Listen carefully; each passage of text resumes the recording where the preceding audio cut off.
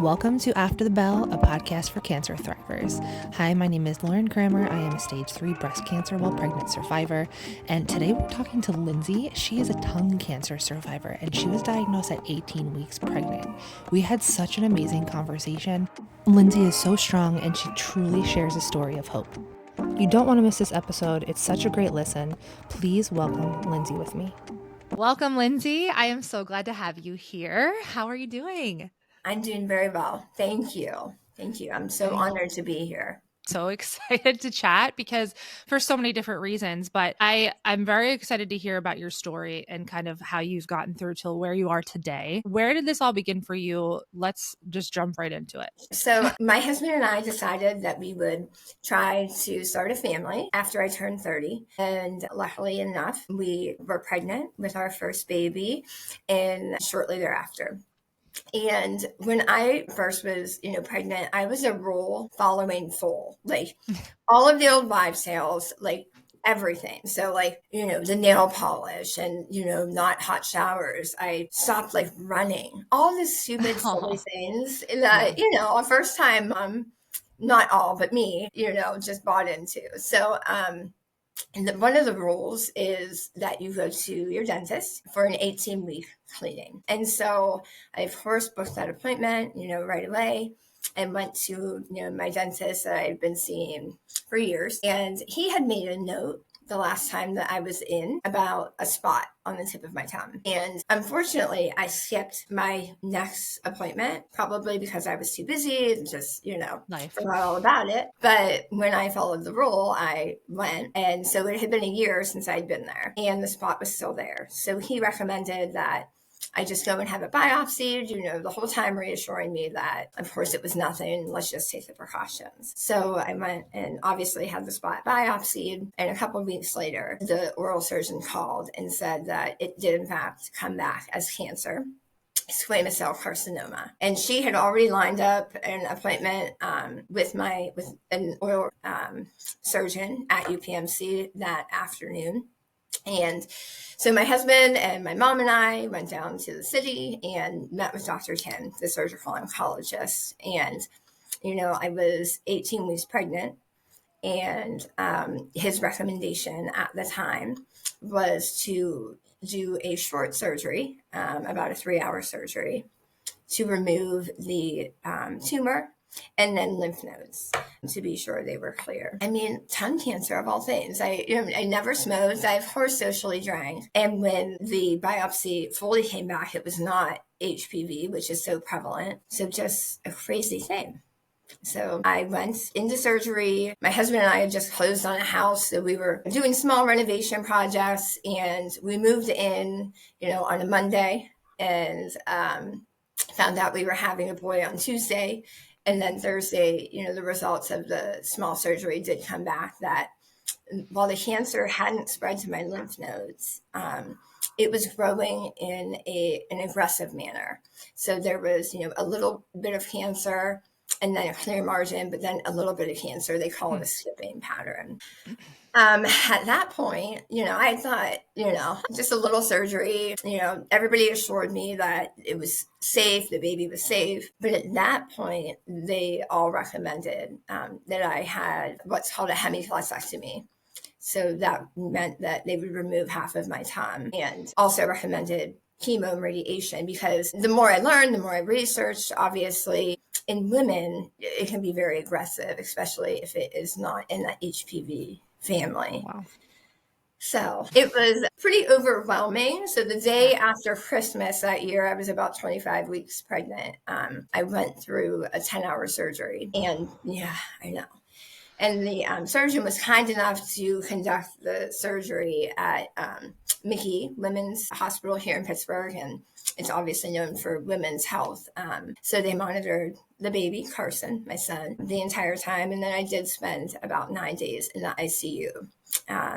They took a muscle from my arm and just reconfigured. So I had a trach, I had a feeding tube, I had this huge, open wound on my arm, and I had my, baby too. Yeah. So it was, It's not how you think about your first pregnancy or No. your parents' first grandchild. So that was pretty traumatic for sure.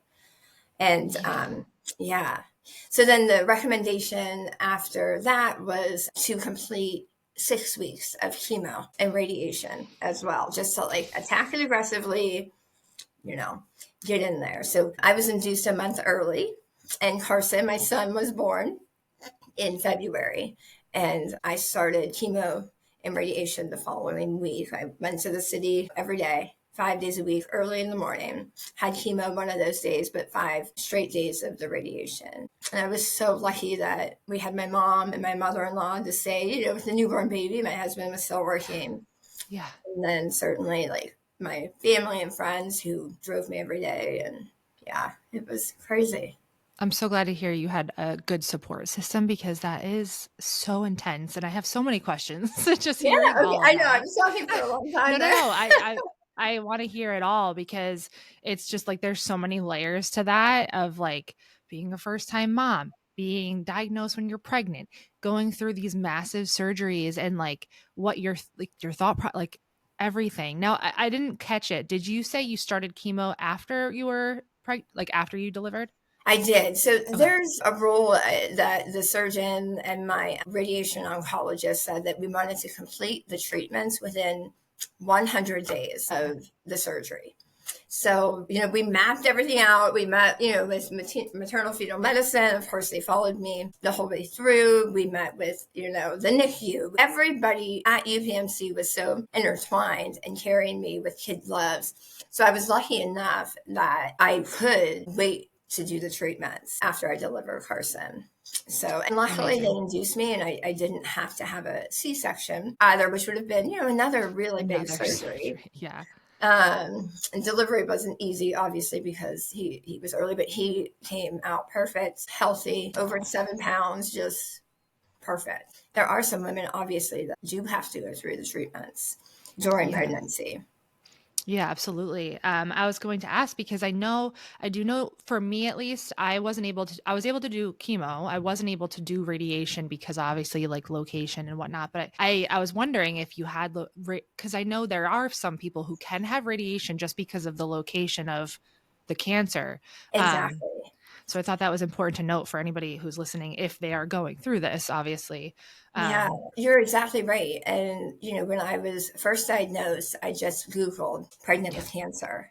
yeah. And luckily, an organization called Hope for Two came up. And Dr. Cardonic, it's her life's mission, as well as the founder, Patty, of the nonprofit Hope for Two, to really educate physicians and women when they are pregnant and diagnosed with cancer. When you sign up for Hope for Two, it's their goal to partner you with a support woman who has gone through a similar cancer. And I had a phenomenal woman, Carrie, who had gone through the same thing as I did. And she Wow. actually did go through radiation and chemo with her little baby, Maddie. And Maddie's a warrior as well. She's grown, 12 years old, Oh my just gosh. feisty as ever. But I'm really glad that you mentioned that because it's so scary and Yeah. everybody's case is different. So But different. yeah, I mean, How for long? you, yeah. How sorry, I didn't mean to interrupt. No. How long ago was this when you were diagnosed? Yeah, so it's been 10 years. Okay. And, Amazing. much probably like you, I followed up very closely, every 3 months with scans for the first, I think, 24 months. And then after that, we, spread out the scans. And after 5 years, they really believe, that there's a low chance of the cancer coming back. But certainly I still follow up. Absolutely. Yeah, for sure. But 10 years out is like just so amazing. My son will be 10 here in a couple of weeks. So, Amazing. Like that just gives me like that makes me feel amazing. So like again, thank you for sharing your story because I know if there is someone who is experiencing someone like that, they need to hear that, they need to hear. So that's why I'm constantly saying like my daughter is healthy. My daughter is good, because I right. that that reassurance for that, especially for like a first time mom, Oh, yeah. you're already in this like panic mode. Like you don't know what your body is going through. And then like when you were diagnosed at at 18 weeks 18 pregnant, like weeks. what was your first thought? I mean, to be honest with you, I don't like to admit it, but my first thought was, why me? Why Yeah. now? Why? Valid. That's valid. Yeah. I mean, and you just go through your head, and especially, something as it's becoming more prevalent, obviously, but even 10 years ago, something as rare as tongue cancer, Yeah. I did think, why me? There was a lot of, dark times, Mhm. leading up to the surgeries, wondering the what ifs, and I think it was really hard to watch my husband, who had no control over it either. And it was really, really hard to watch my parents. Yeah. Your baby girl, and then your first grandchild. Yeah. And we were so fortunate that both of our parents only lived like 6 minutes, from door to door. Yeah. Um, and then you just kind of you take it day by day. And the best advice I think I'd received from one of my oncologists was like, and it's not the same for everybody, but this is a small time in your life. I kept, just in my mind predicting the future. Oh, I'm going to be too sick to hold my baby. I'm not going to be able to get up with my baby in the nights. And I couldn't. I mean, I was really down for the count. I mean, head and neck radiation is intense. I mean, I lost about 80 pounds. Gosh. Oh my Yeah, over gosh. the course of 2 to 3 months. So it was, luckily my husband is a chef. So we really tried to keep the weight on, but the mouth sores and the mucus and the burns, it, it was really intense. And, so You're like, I know people hate this word sometimes, but like you are a warrior for going through that. I hope you know that. I'm sure, like, does it feel like a blur at all at this point? Because I feel like I'm sure your body's like trying to just power through and like shut some of it out, absolutely, it does. And you don't really realize it until, there have been times where I have had the honor of being a support woman to other women. And, you kind of go through notes and you don't really realize it until I'm like reading, like, oh, that's right, I had to do that. Oh, that's right, there Yeah. was a wire in my neck for 3 straight days for them to listen to the blood flow. Oh, that's right, the trach. Any traumatic situation, you kind of do try to block that out, Yeah. for sure. I mean, For as you know, sanity purposes. right? Now when you also were finding all this out, was there a moment where you're like, how am I like, is there, am I going to have to terminate?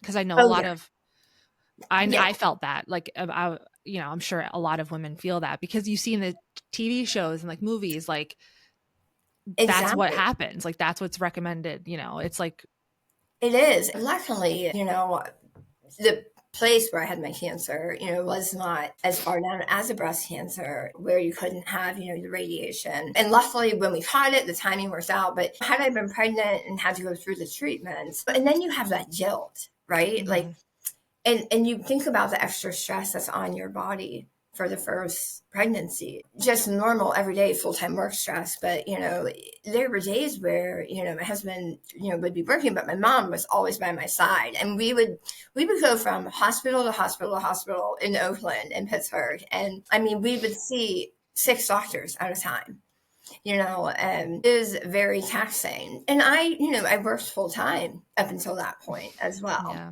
um, and it was hard to think of a time where you weren't working, and all the paperwork for FMLA and the insurance. And I mean, my employer was amazing. Like, I couldn't have asked for, a better employer at the time. I still work for, but it amazing. it is taxing. It really, really is. The level of stress, and the sickness, from the treatments. I mean, that's no secret Yeah. for sure. Now, okay, so again, I have so many questions. I'm trying to like narrow it I was down. like, yeah, it's fine. Um, Now I know you said like there was no indication of having why you would have tongue cancer. When you said he made the note, it like from the previous time, did he Mhm. tell you? And like, were you at all, if so, were you at all even concerned? I was not concerned at all. It sounds dramatic, but I really truly believe that Carson like saved my life because I had skipped that 6 month cleaning. So it Mhm. had really been a year. And I just think to So myself, true. it had been, if it would have been any other circumstances, I probably would have blown it off again. Yeah. And maybe it could have spread to Wow. my lymph nodes or my lungs.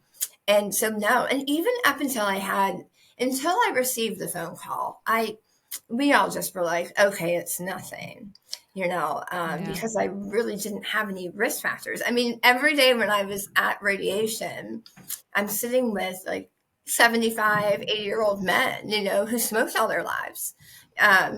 So and here I am, a So 30-year-old, and wild. yeah, it was so bizarre, and you're right, it is such a blur to think about.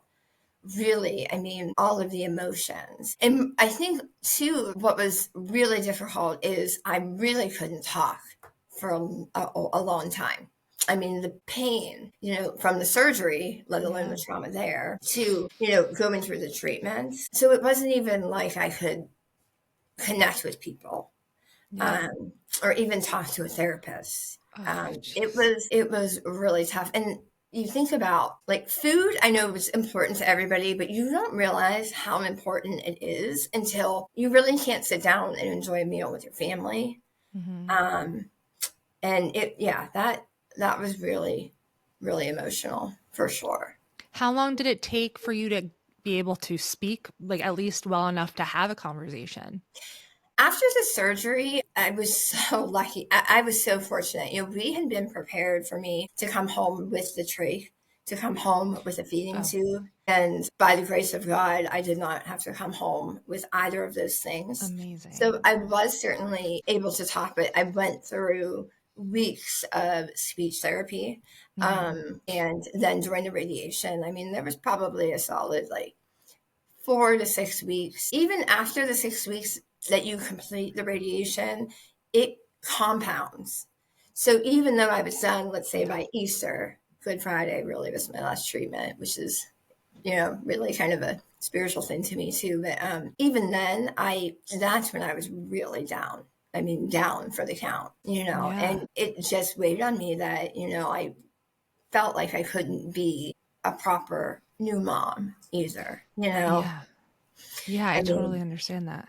yeah, I mean, luckily my mom and mother-in-law, as I mentioned, stayed with us, rotated overnight. My sister-in-law, my brother-in-law, or my brother, I mean, luckily so many support systems. But that was also, yeah, heavy, really heavy. Of course. I feel, and also too, like I know a lot of women deal with just base level, like postpartum anxiety, postpartum depression, and just like that first experience of being a mother and being pregnant, like your hormones are surging and there's just so much to navigate there as it is. So, do you like, how did you navigate, or did you think that there was like a connection there in regards to that being a first time mom? Now, Absolutely. look, sorry, I'm going to add on to that. Now that you're able to look back 10 years later, how do you, like, how would you equate that portion of your life, that horrible portion of your life, out of the, like,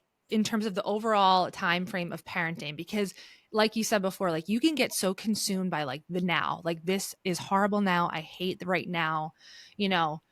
Like looking back, like do you see that as that small blip? And do you know what I'm saying, like I in know. terms of parenting as a whole?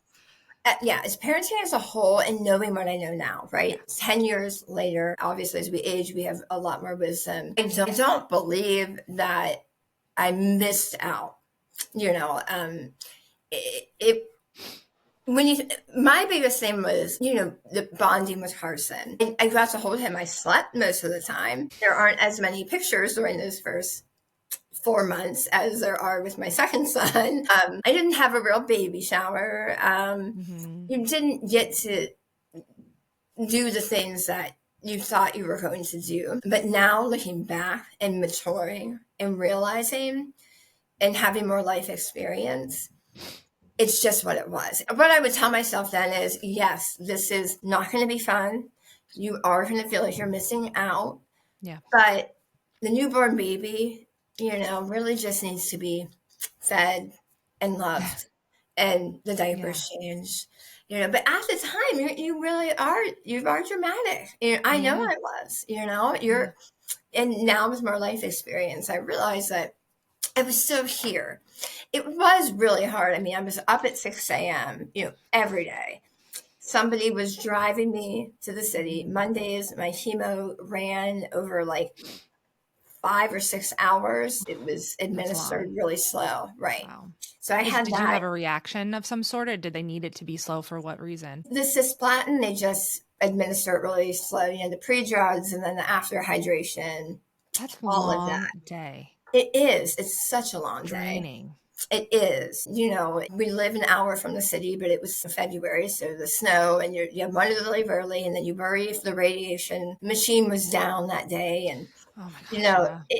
it's a whole thing, and head and neck radiation, they make this mesh mask. Okay. So I was Oh, lucky enough, when I was in the hospital with Carson, they made a mask for me. And it's this material that they form obviously all over your face. And when you go in for your treatment, the treatment itself isn't very long, but you lay down and they bolt you to the table. yeah. And The mask, or is it what's keep you still? yeah, it's but Yeah. yeah, so that you don't move. So it's like all over your whole head, and then more mesh that sticks out here, and then they clamp you in.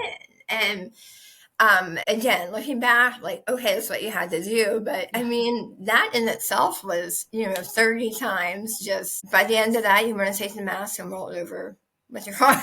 Yeah. Yeah. And, the chemo itself, again, I was very fortunate. I only had 6 rounds of that. And the side effects were not terribly bad. I wasn't, nauseous, and I didn't lose my hair from that type of chemo, but I did lose my hair from the radiation, from like Oh, the back of my head about 2 inches up and down, and then you're in the shower, and it really is just like it says in the movies, like you're in the shower and all of a sudden it clumps of just hair like, are just yeah. falling out. And just another crazy side Do effect. you remember how long it took when you started radiation to when your hair started falling out? I think it was about halfway through. Okay. So it was about 14 or 15 treatments where it started falling out. And just, again, the radiation just killed the follicles, Yeah. where it was. Um, so, yeah. But again, it was a small portion of time. And that's what I've tried to tell, all of the women I've been partnered with, um, that it is a small blip, and you will get back to normal. But it did take me a good year to really get back to normal and to really working out. And I was fortunate enough, I didn't go back to work, full time right away. And then you do look back and you think, wow, I think things obviously happen for a reason. I didn't have this big corporate job, but I am in sales, I am in marketing, and I loved what I did, and I worked a lot. And I think, was God trying to slow me down for a reason, And I have been fortunate enough that had I not gotten sick, I would have went right back to work after 6 weeks, Yeah. Yeah. But I was fortunate enough that I was able to go back part time and have time with Carson. Isn't it amazing like how everybody like I talk to always there's always a reason or something they can find in this mess, right? Right? That they can connect to and make it make sense for the most part. And I really appreciate what you're saying because it's not like no one ever says like cancer, like you want cancer for finding this out. But if you could find that purpose for it, how amazing is that you're able to do that and give like it's a gift to yourself really because no one needs to go through this, no one should go through this, but if you do, you need to be able to mentally handle all of this. And I think part of that is finding these like silver linings of hey, like reflecting and actually like really evaluating your life. Like you are thrown into that, like you really have to just look at everything. It was such a like close eye. And I'm really glad that you were able to see that through all of this and get that kind of benefit from it because that is a blessing in itself. But yeah, and like look at the work that you're doing. I mean, that the lives that you're touching, with this podcast and with your online platforms. And I feel the same way. I mean, I've been able to connect with so many women across the country through Hope for Two, but also through other outlets. And with Carrie, my support woman, she lived in Georgia. I'm here in PA in Pittsburgh. And it happened that about 6 months after treatment, it was about August of that year when I completed treatments in April, she was coming to Pennsylvania for a family reunion. And we met for breakfast. She has an older daughter. She also had Maddie. I personally, our husbands were there. And like, that is the moment where you can look at somebody and you can say like, hey, I'm not alone. Like me too, Yeah. and you feel so validated, and you recognize scars, it just, so being able to connect with other women and really giving them hope. And it does change your perspective. There's no doubt about that. Even, yeah, I have days. We all have those days, right? When our kids are Yeah. crazy, and my Yeah. boys. But I truthfully, if it's the middle of the night and one of them comes in, like, I'm tired, I want to sleep. But I say to myself, like, thank you, God. Thank you, God, that I'm here, you know? And Yeah. thank you, I was so blessed to be able to have another baby, Yeah. I was you going to know? ask you about that. Yeah. Yeah. So I have Taylor. He, is 6. He's a New Year's Day baby, just turned Oh, 6. Yeah, and be able to do that and kind of get to go through a normal pregnancy was really fun as well. And, of and we didn't know, course. the chemo that they give for this type of cancer is the same they give for ovarian cancer. Yeah. And, the radiation, while they target it up here, much like your treatments, I'm sure, affects your whole body, you know. Yeah. Um, so we were fortunate that we were able to have another baby I'm too. so happy for you for that because that's just a beautiful thing. And I know for like fertility and chemo is like a huge thing. Did you talk about fertility preservation? Did you have any of that or? We talked a little bit about that, but because I was young and because I did get pregnant pretty much, quickly right after we started trying. Um, and honestly, at that time, you're so overwhelmed that Yeah. you're like, I'm never having another baby. Like, Oh my you gosh. know, Yeah. Yeah. True. so and there weren't really many recommendations. Of course, had it been maybe a breast cancer, or ovarian, or cervical, there would have been talk of preserving eggs. But fortunately, we were okay. And again, I didn't have, even though it was chemo, it wasn't a large dose Okay. of the cisplatin.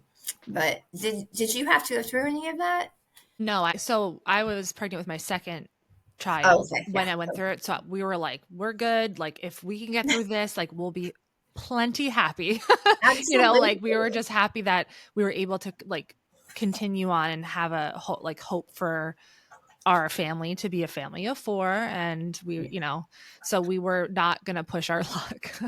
right, exactly, right, for sure. How did your older child do through the? So you said your son was New Year's baby. My son's was born January 5th. So he was Oh, just turned nice. 6 too. But he was 2.5, like 2.5 when I was going through all of this. And luckily, like he wasn't phased by like aware, like even when I was comfortable enough to like not have my like wig or my cap on because I was so when I first lost my hair, I didn't want him to see me. I was so terrified he wouldn't like recognize me. It's like me I haven't like even remembered that for a while like you said. Yeah, But so he doesn't remember that. Like they know that mommy goes to the doctor. yeah, for But sure. I always tell them, I want my health's my priority and like I'm just making sure I'm healthy as of right now because I don't, I haven't had that conversation yet. Have you, being that your son is 10, what Yeah, have you gone through that? yeah, it's so funny that you mentioned that because he is 10. Obviously, he's reading. And Yeah. so because it's a 10-year, it does weigh heavy on me, from November until really, April. Those months are kind of my 10-year. I celebrate my birthday for a month, so I'm celebrating these 10 Yes, years really love that. You hard. should. Heck yeah. But recently, I did bring down from the attic the box of all the cards and everything, to share with him. And, he is special. I mean, not to mention he's the first child, but we handled him with kid gloves. Everybody, through the hospital. I mean, from the nurse anesthetist, anesthesiologist, surgeon, I mean, they all sent baby presents. They, would ask for pictures of Carson. So for him to read, cards from people, That's and so we knew cool. obviously it was a boy, we knew his name would be Carson, just for him to see people praying for him and just the outpouring of support and love, that is in itself remarkable. And so Absolutely. we do talk about it. We talk about that. I did have cancer, and while I was pregnant, and you're a little bit of a miracle baby. Not to inflate his ego even Yes. more. A little bit of a miracle. There's a little bit of something special about you, Yeah. Carson, Yeah. for sure. But Wow. yeah. So And what a good way. I hate saying that word, but like when you are talking about it, to show him those positive moments of support is such an amazing way to introduce him to this like very tough topic. for sure, it definitely is. And, it's just a reminder of, the support that you can offer other people Absolutely. going through. And that has been the most rewarding as well. Absolutely. And unfortunately, there have been, some women that have passed away, over the years that I have supported. So every day is truly a gift, for sure. It really is. It so Yeah. is. And I it's so easy to like, when you get caught up in the rough moments of life and like difficulties, like right now I'm in the trenches of my young kids. But Yeah. at the end of the day, like how lucky, like you remember wanting so bad for those moments, like just wishing for those moments, of like, I don't care what it is. I just want to be here for my kids. So like connecting back to that is kind of like a grounding. You ground yourself and it allows you to like accept what is, I think, too. um Absolutely. and I wanted to ask you about Hope for Two. Do you work with Hope for Two, or are you just just with support, or like what's Yeah, your I do their social media, which okay? is Yeah. just a little very minimum. But I monitor their pages and answer any messages and try to Yeah. connect them to the right people to find the support women. So I mean, it just is amazing. Patty, she was pregnant with her Yeah. son probably 30 some years ago, and she started the organization just to know, like I said, that you can look at somebody and they know exactly what you're going through. I mean, I would text Carrie really good things or really bad things. I mean, Carrie was there, to say if I was having a side effect, she would say, well, try this, or this worked for me. Or Right. even now, just recently I had a spot in my mouth, and, I texted her and said, hey, and she can ask her doctor. And I mean, they're not giving medical advice if we're Right. not under there. But, it is really nice to have somebody, It so who is. talks a little funny like you, maybe, who really Who can gets it? understand. Yeah, Yeah. because it is so unique, and it changes your perspective on so many things. It And really this does. is so cathartic to talk with you I too, know. because it is a good reminder, because we do get caught up Yeah. because we are fortunate we have little ones. Yes. Um, but yeah, how was your husband through everything? Honestly, he was amazing. Like, I don't know what I would have done. He really stepped up. Like, not that he wasn't amazing before, but it was like I was able to see him under this kind of like different kind of pressure and like responsibility. Like, he now took on the responsibility when I couldn't for certain things, with my son, with the house, with like so many, whether it was surgery or chemo. And like, he just stepped up, and I'm just he was amazing. And he definitely I want to get him talk You about should, this yeah. experience. But like afterwards, like after we were like things were in the clear, if you will, Right. he took time to kind of focus on himself, and not like away, but like he ran his first marathon, and that was his like I guess, like manly way of like Right. getting his time and doing something for himself, because he really like put himself on the back burner more than normal, you know. Sure. Um, but I really do want to dive deep into that, because as like someone's husband or wife, like going through that, like I don't know what that's like, you know. Right. Yeah. It's a whole other level of worry. And yeah, I mean, and especially men, they're not as, Yeah. emotional as we are Yes. with a soft baby. So yeah, I definitely, yeah, different experience. How was it for your husband? Have you guys communicated about that? Yeah, I mean, he was great. I mean, but at the time, my husband had a restaurant. He's a chef, so Oh, his the restaurant had stress. only been open for about 4 or 5 years. Um, so he had to also be committed to a business as well, and it was definitely a shift in. I mean, he's always been helpful around the house, much like you said, but financially, because he owned his own business, and restaurants certainly take years to really start profiting, we had to flip it. He became the breadwinner. Before I got sick, I was pretty much the breadwinner. And we've been fortunate. He's, on his 17th year, and Mm, it really catapulted him into a different role. I mean, he's always been a hard worker. He's open 7 days a week, but wow. it he's grown in different ways too, which is interesting. But that was really hard to watch my family and like my dad like to have to come to the hospital and see me with Yeah. I could just see it in their eyes. My sister-in-law came and showered me because I just had wires everywhere. And, my brother slept in the lobby. Nobody left me alone. That was the other thing. Like, as much as the support is so welcomed, there was never like a time where I was really alone for a long time. And I remember Yeah. like I had gone for a treatment. My mom rode with me and she took me for a pedicure after. And I just remember I just had this huge breakdown, like, I'm never Oh, alone, like somebody was always at the house, I mean, somebody was always driving me somewhere. And that sounds kind of bratty, no, but no, I get it. like you're never alone. And It's not bratty, because you have so much to process. And how are you going to process that if you're not left to like actually sit alone in your thoughts? And then not that you want to, but you have to process it. Like how you else are you going to do. get through it?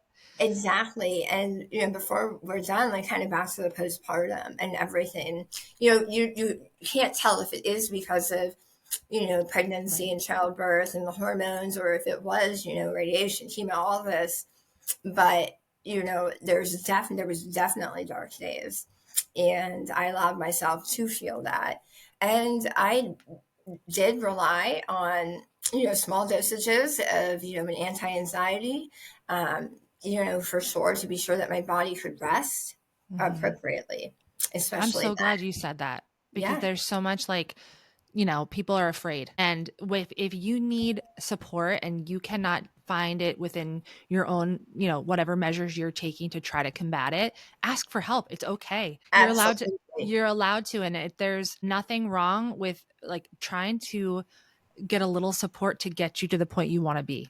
Right, It's I had to do the same thing. With all the medications that I was on for my hormones, like I took like a deep dive that I know that wasn't me. And right, I couldn't get out there myself. It's not like me to ask for help, like it just wasn't my normal. But in right. hindsight, it was such a lesson to learn that like it's okay. And I saw how much it helped me get through this like hump. So I'm so glad you said that, to like allow women to understand that that's okay and It sometimes is. necessary.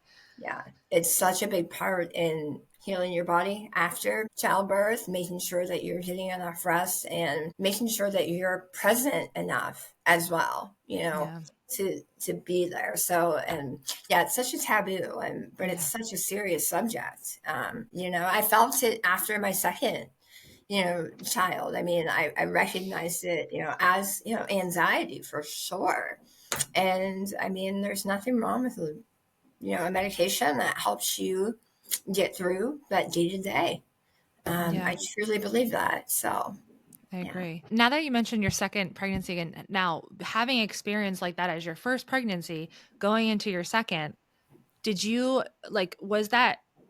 were you thinking about that? Like, were you fearful of like this happening again just because that was what you went through the first time? Absolutely. And before my husband and I, decided to try again, we did just like consult the doctors, and I had been following along obviously with them, but I did get pregnant again, and unfortunately, I did have a miscarriage I'm sorry. during that second pregnancy, and it was certainly early on, but did have a DNC, and That's yeah, hard. it was, and then that was worrisome, Of course, because that then you're yeah, going like thinking of all. yeah, but they obviously reassured me that it was just a not a viable pregnancy. Obviously, it wasn't anything to do with the past, but you can't help but think about that. Of You can't course. help Yeah. but. And even after having, maybe you feel the same way, the surgeries and the treatments, like nothing compares to that. Like after I had that DNC, like I don't even. I just like got right up. They're like, They're you're like ready to easy go. peasy. Like, Yeah, they're like, you can't go yet. I'm like, I'm fine. I'm yeah. going. Like they're like, no, no. But I did because like, yeah, you're right. It's It's like so funny. this is my first So rodeo. true. I've been here. I'm ready to So get out true. of here. Yeah, but then when I got pregnant with Taylor, everything was completely fine. And I was able to work out the whole time. It was really the easiest pregnancy. It was the easiest delivery. It was Deserved. like You I was deserved it. emailing from the hospital bed like at work at like 12:30. He came out at like 1:30. Like it You're was just a like whole texting while different. you're It was a whole different good. experience, and yeah, Good. God is good for that reason for sure. So I can only hope that other women, could have that too. Absolutely. Absolutely. Now, So yeah. I love talking to you today. I really appreciate sharing your story. I always ask before we go, if you could go back and tell yourself something when you first were diagnosed, when you like were in the mental trenches, what would you tell yourself now? And now that you have all this like experience and wisdom and going like after that? Yeah, I would say there is hope. There is hope. There's always, some type of level of hope. And you'll get through it. You Hmm. get through it. That is really, I would just encourage myself to remind myself that you will get through it for sure. I So, love it. Hope is yeah, the thing to hang on to, I believe. Celebrating, some of the small wins that you'll get to imagine yourself. I have imagined myself here right now. And I'm so like, you celebrate that. you Just have celebrate to. it. You you have know? to. Yeah. And Yeah. you will get to 5 years and you will get to 10 years. And, you will. And, it I'm a very faithful person. My faith grew even stronger through all of that, and I really clung to my relationship with God, and it's God's will. Yeah. I truly believe that. Yeah. Well, thank you, Lindsay. All Truly, it was a right. pleasure. If anybody wants to reach out to you, Yes. where can they Um, find you? yeah, so you can certainly reach out to Hope for Two on Instagram or Facebook. And I mean, I am on Facebook on the social things. I am not hip though. Uh, but yeah, if anybody does want to reach out, you could shoot Perfect. yourself a message. I'd be happy. And if anybody needs support as well, please, look up Hope for Two as well. Yes, thank you for all you do for that and support because I went through that too as well. And it's so important and needed and it's amazing. So thank you. Absolutely. Thank you. It's been a pleasure. Thank you for all you're doing. Thank you. All right.